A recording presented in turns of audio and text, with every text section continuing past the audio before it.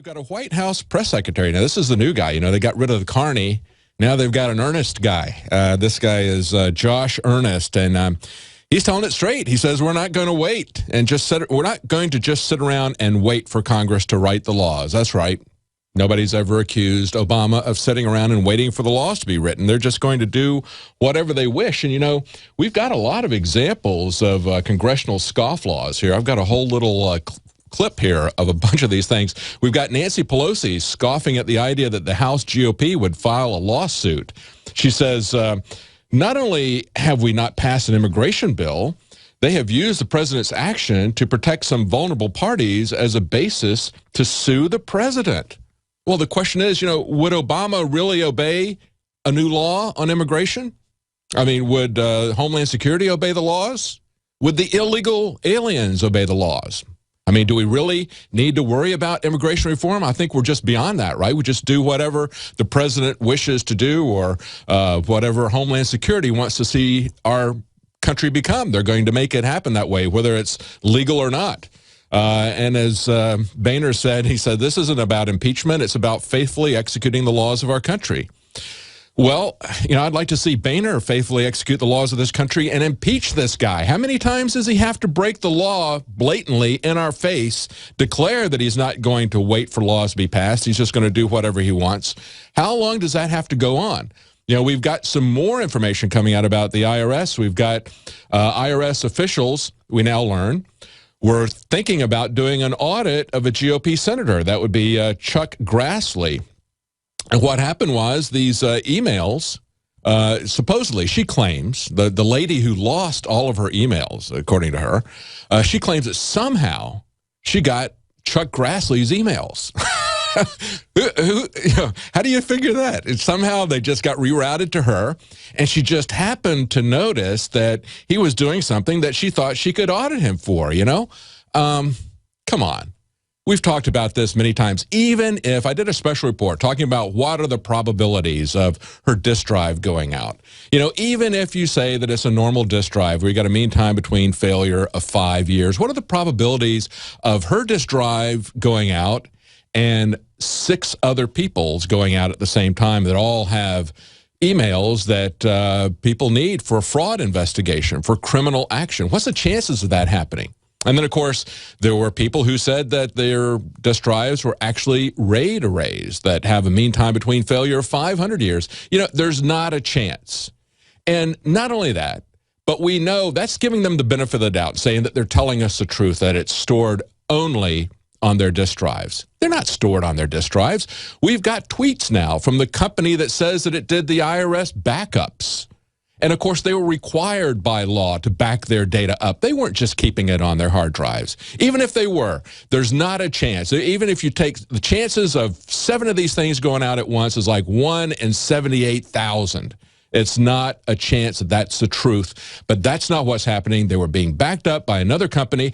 And so what we need to do is we need to hold them to the same standards that they hold other people. You know, when you go to the IRS, you're not presumed to be innocent. You're presumed to be guilty. If they have reason to believe, if they bring charges against you, you have to prove your innocence. If you can't prove it, they convict you.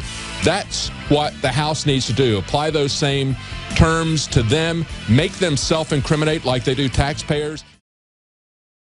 The globalist social engineers are not just targeting us with propaganda. They are manipulating our genetics. We are being targeted at every level by estrogen mimickers that lower our testosterone and other hormones and natural compounds that the body needs. The key is to be aware of this attack and to fight back against it. After consulting top doctors, nutritionists, pharmacists, and others, we have developed what I believe is the ultimate non-GMO organic super male vitality formula, sourced from powerful organic herbs harvested around the planet and then concentrated for maximum potency. I've always believed in nutrition and herbs. Super Male Vitality was developed to activate your body's own natural processes instead of using synthetic chemicals. Super Male Vitality by InfoWars Life is so powerful that I only take half the recommended dose. Visit InfoWarsLife.com today to secure your Super Male Vitality and other powerful products from InfoWars Life.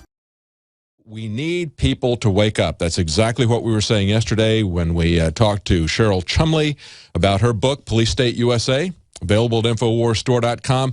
People need to understand what's going on in America, and they need to understand where their rights come from. Those are the two core things. You need to know where we are, and you need to know what the foundation of our liberty, of our government, of our country was based upon. And that is that our rights come from God. They're inalienable. You can't take them. It was laid out in the Declaration of Independence. We create the government to protect those rights, not to give us security. If you give up your liberty for security, you will be a slave. Slaves don't have any freedom. And when you have maximum security, that's what they call a prison. And we're also going to be joined in the next hour by Gerald Celente. He's going to talk about the latest economic news. We see a massive readjustment of decline in the gross domestic product from 1% to 3%. A lot of people are saying we're in a collapse. And, of course, it's being spun in a lot of different ways by Obama and other people. They're even talking about how we're going to save money with responses to global warming. But they're blaming it on everything except what the government is doing. So we're going to be talking to Gerald Celente about that. Also about his take on Iraq 11 years after this whole thing began, as we see it folding up in defeat. I want to hear what Gerald Celente has to say about that. But before I get to the rest of the news, I want to tell you that this hour of the Alex Jones Show is brought to you by My Patriot Supply. The collapse of the border and soaring meat prices make it clear that there's no longer time to wait. You need to start getting prepared today. Get on over to MyPatriotSupply.com and check out their complete line of preparedness products. My Patriot Supply is the home of the Patriot Pantry line of emergency food storage. If you don't have food, you're no threat to the New World Order. They're counting on you to be ever-dependent slaves of their system of control, but you can fight back. You can establish independence for yourself, for your family, by securing your own private supply of storable food, and that's no better way than to prepare than with this Patriot-owned company. Let me tell you, they're the real deal. Alex knows these guys. This is a operation that we're proud to support. Visit mypatriotsupply.com/Alex for special offers to listeners of this broadcast. And for a limited time, they're offering additional discounts off of their already low prices. That site again is mypatriotsupply.com/Alex. And one of the signs that things are coming together, and there's so many, the collapsing borders, the collapsing economy, the collapsing legal structure that we have in this country, where people in the highest offices no longer even make a pretense of obeying the law. And, of course, in the last news segment, I just mentioned the latest press release where Obama's press secretary said, we have no intention of waiting for laws to be passed. We're going to pursue our own immigration policy. It's like, really? I thought you were already. I thought you and Homeland Security were doing your own thing, independent of the laws, independent of the Constitution. But one of the ways that things are breaking down is we see also increased persecution. And this is going on with the communist Chinese of churches. We have a story up on Infowars.com from the New American, Alex Newman, and he says the Chinese communist regime is stepping up its war on churches. Hundreds of church buildings are torn down this year and leaders are arrested. This is what happens to churches, to people who will compromise and try to play along with government censorship and government control. Understand that in China there is a massive home church movement that is very vibrant, that it's growing, and those people are being persecuted. That's the reason why it's vibrant and growing. There's also a church movement in China that has essentially tried to play along with the government, thinking that if they can collaborate with them, if they can go along, if they can, cooperate, they're going to be favored. And they let them go along for a while. They told them what they could and could not have in their Bible. They didn't like the idea of Jesus being referred to as king. They didn't like the idea of the Trinity. They tried to get rid of the book of Revelation. There's a lot of different things. I'm not an expert on it, but I know that they have gotten these churches to compromise on this so they could get official recognition. Very similar to what happens here with churches who apply to the government for their 501c status and are told, shut up. Don't talk about injustice. Don't talk about anything politically, even if it has to do with life and death issues. Even if we're imprisoning a large portion of the population. Just tell your people that it's good, that we need the government to do things like have a war on drugs, because we can't rely on the church to change people's hearts. It's not really a soul issue or medical issue or psychological issue. It's a law enforcement issue. So, you know, when you go along with the government, when you do what they tell you to do, then eventually things come around like they have in China. And they're saying, of course, the most shocking example was in late April, where communist authorities demanded the destruction of a church in Shenzhen that was an officially sanctioned church, a building. They go in and they tear down this building. Over 1,000 people assembled there to try to protect it. They tried to appeal it. But they say the local branch of the regime responded with 100 heavily armed SWAT officers. There you go. There's the SWAT teams again. And paramilitary units before sending in machinery to tear down the $5 million church building to the ground. There's a lesson in that. There's a lesson in that for all of us in terms of compromise.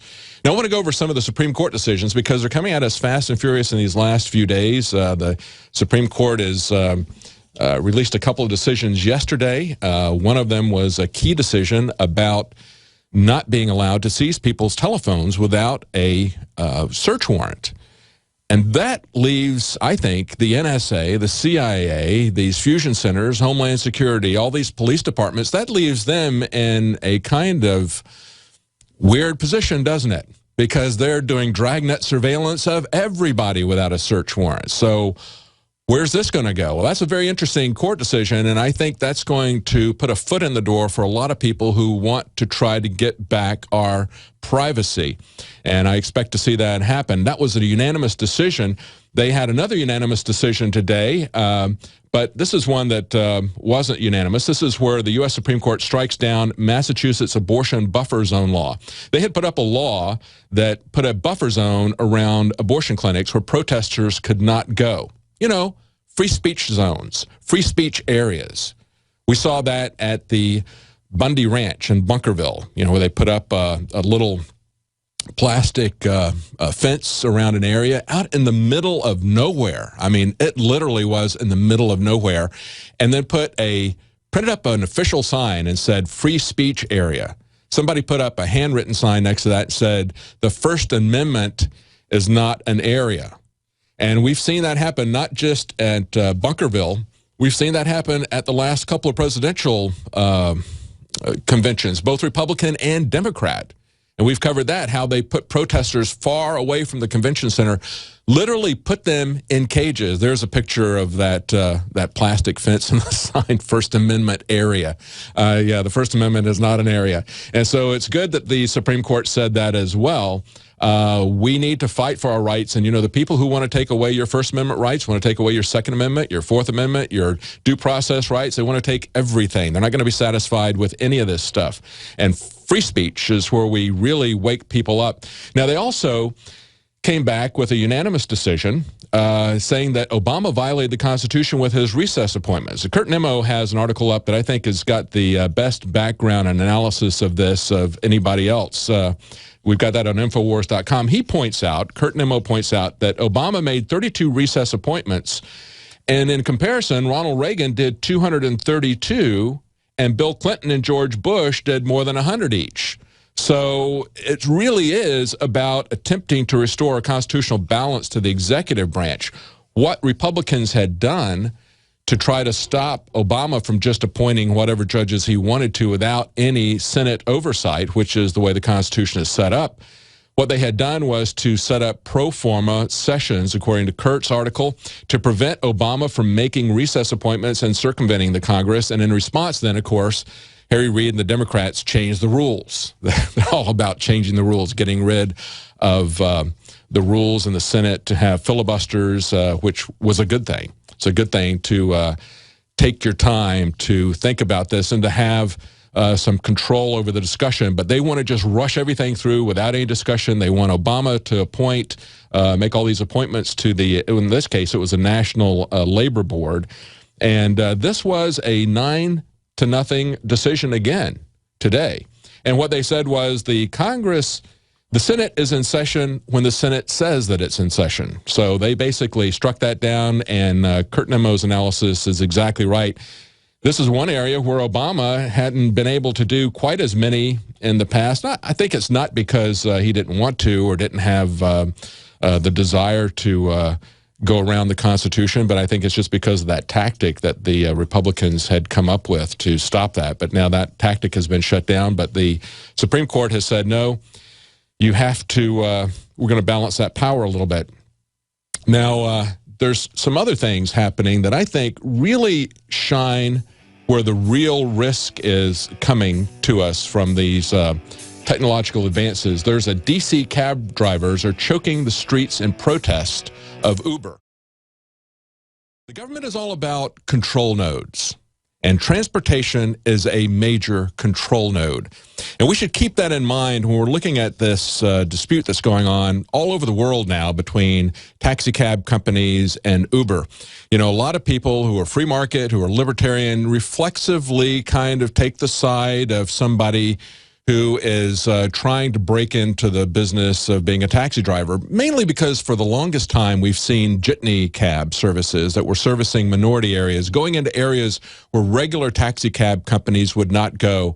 We see them struggling with local governments who are trying to enforce a monopoly by the cab companies. So there was this established businesses trying to work with the government to keep competition out of the way. And we see that happening, whether it's restaurants, we see that happening in many, many different industries. And so a lot of libertarians and free market people would instinctively side with the up-and-comer, the guy who's trying to get in, who's trying to make things better. But we're seeing protests all over the world. Throughout Europe, they had a massive protest in London. I think it's 12,000 cabs at one point protested Uber.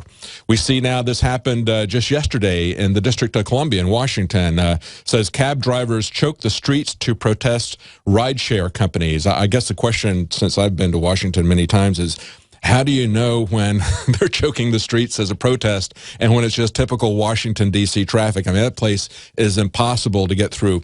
But what's going on with this is that you've got these companies like Lyft and like Uber who are essentially setting up rideshare operations, doing it through high-tech apps that you can use on your phone to bring in taxi cab companies. And some people are making some pretty good money as Uber drivers, but they ought to look at what the long-term plan is here, as the Uber CEO puts it out. There's an article from the Boston Herald where they talked about Uber and they talked about Google steering big changes, is what they said. And here's a quote from the Uber CEO, Travis Kalanick. And he said, "The reason Uber could be expensive is because you're not just paying for the car, you're paying for the other dude in the car. Now, when there's no other dude in the car, the cost of taking an Uber anywhere becomes cheaper than owning a vehicle. So the magic there is you basically bring the cost below the cost of ownership for everybody. And then car ownership goes away." Hear that? Car ownership goes away. Now, in other quotes, this guy has also kind of channeled Melissa Harris Perry when he says, we've got to get over the notion that cars are privately owned hardware. They should be community-owned transportation vehicles. Where this guy is going, they've got the unions fighting, the taxi drivers fighting against the Uber drivers. They love to do this divide and conquer. But Uber has an overreaching strategy, Uber and Google. They want not self-driving cars. Let's get rid of that terminology. You're driving yourself right now. You're probably driving down the road listening to me, and you're driving your car. You've got truck drivers out there who are making a living. You've got taxi drivers out there who are making a living in the transportation business. That's going to go away, according to their version. What Uber wants is what all of these large multinational corporations want, and that is to own everything. See, there's a level of fascism at the top, and then at the bottom, for us, we get communism. So you've got companies like Uber, and they just had a massive fundraising where they raised $1.2 billion. They now have a valuation of $17 billion. They plan on raising $200 million more. That's according to VentureBeat.com. And, of course, they're being fought with all these different lawsuits and all these different jurisdictions and state agencies. But here's where he sees it going. He sees it going to a situation where he owns all the transportation. And the cars are not self-driven cars. They are computer-driven cars. And they are government-controlled cars. See, when the computers are driving the cars, the government is going to control when and where you can go. Certain areas are going to be off limits to you, just like they're going to be off limits to your cell phone or to your laptop. They're going to know where you are and shut down those cell phones, shut down those laptops. Maybe they'll do it to you individually. You know, they have that capability going back to the 2008 patent from Apple, and now we see Samsung and other companies putting that on the Android platform. They want to be able to selectively shut you down. You are watching the best of the Alex Jones Show, weekdays from 11 a.m. to 2 p.m. Central. Watch live at Infowars.com/show or become a member of InfoWarsNews.com and help us take resistance to the next level.